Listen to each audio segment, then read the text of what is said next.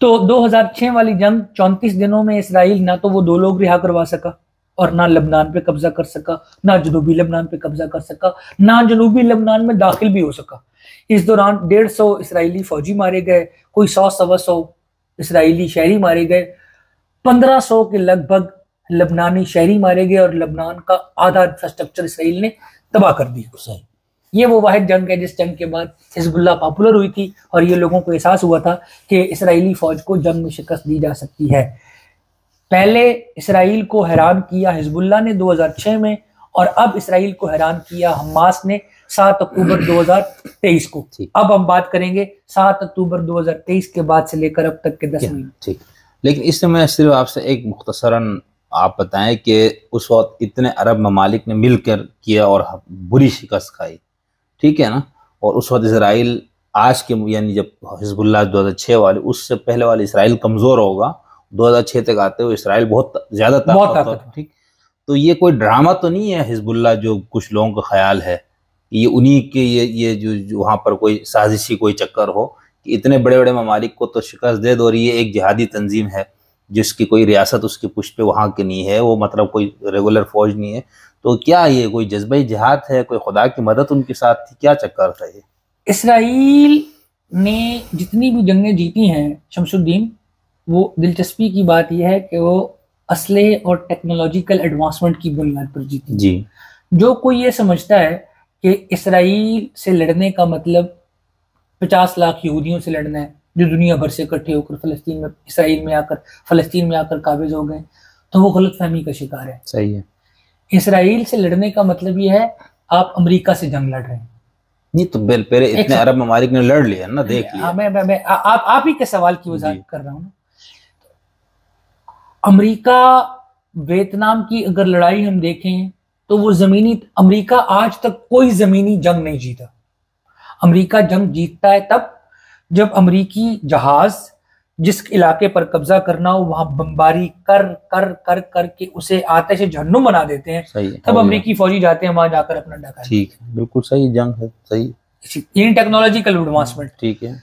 48 की जंग हो, 67 की जंग हो, 73 की जंग हो, ये जंगें इसराइल इसलिए जीता था कि इसराइल आगे बढ़ करके पहले उनके असले के डिपो, उनके जहाज, उनके टैंक सब तबाह कर देता था। 2006 की जंग इसराइल इसलिए हारा था कि लबनान एक पहाड़ी इलाका है, वहां जो लोग हिजबुल्लाह के लड़ने वाले हैं वो वहां के मकामी हैं। सही है। उन मकामियों ने खुदकुश हमले करके इसराइल को सन 2000 में लबनान से निकाल बाहर किया था। 1988 में 87 में हिजबुल्लाह जब कायम हुई थी तो उसने अपने क़याम के बाद अमेरिकन फौजियों के अड्डे पर खुदकुश हमला किया, तो 100 सवा 100 अमेरिकी फौजी मारे गए।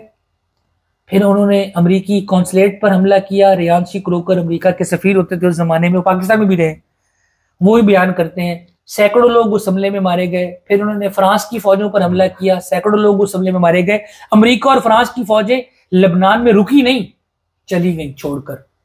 फिर 78 से लेकर 2000 तक कितने 22 साल इसराइल पर हिजबुल्लाह ने खुदकुश हमले किए, उनको नुकसान पहुंचाया, उनको वहां से निकाला। 2006 में हिजबुल्लाह ने, वो जर्नी मैन की डॉक्यूमेंट्री देखिएगा, 1 घंटे की, एक इसराइली फौजी आईडीएफ ने अपने ऊपर कैमरा लगाया और 2006 वाली जंग उसने लड़ी है, और वो 1 घंटे की डॉक्यूमेंट्री देखने वाली है, वो एक्चुअल बैटल की है। उसमें इसराइली इसलिए मारे जा रहे थे और इसलिए शिकस्त खा रहे थे कि इसराइली फौज टेक्नोलॉजिकल डिस्टेंस नहीं है। जनूबी लबनान और शुमाली इसराइल के बीच में फासला नहीं है, ठीक है, यानी चंद 100 मीटर के फासले पर दोनों।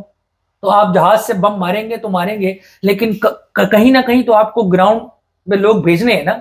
द मोमेंट आप ग्राउंड पर लोग भेजते हैं, वहां लोग पहाड़ में, गारों में, टनल्स, सुरंगों में छुपे हुए होते हैं, वो उठते हैं, हमला करते हैं, फिर गायब हो जाते हैं।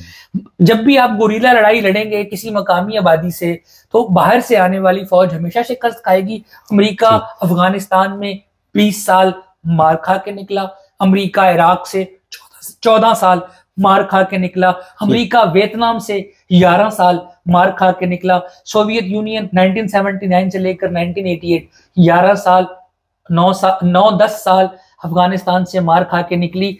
गैर मुल्की अफवाज मकामी लोगों से जंग नहीं जीत सकते। सही। अच्छा, यहाँ पर जो अभी में अब हम आ रहे इधर 7 वाले अक्टूबर पे, लेकिन उससे पहले जो आपने हिजबुल्लाह वाली लड़ाई पे आपने बड़े उस तरह से बताया कि ये वाहिद जंग है जिसमें इसराइल को शिकस्त हुई। ज्यादा शिकस्त से मुराद ये है कि इसराइल के जो फौजी मकासद थे वो पूरे नहीं हुए। ठीक है, ये 7 अक्टूबर को भी तो यही हुआ। नहीं, तो उसमें ज्यादा तबाही किसको हुई, इसराइल को हुई या ये लुबनानियों को हुई? उस जंग में तबाह ज्यादा, बर्बाद ज्यादा कौन, नुकसान ज्यादा किसका हुआ? लबनानी रियासत। बस।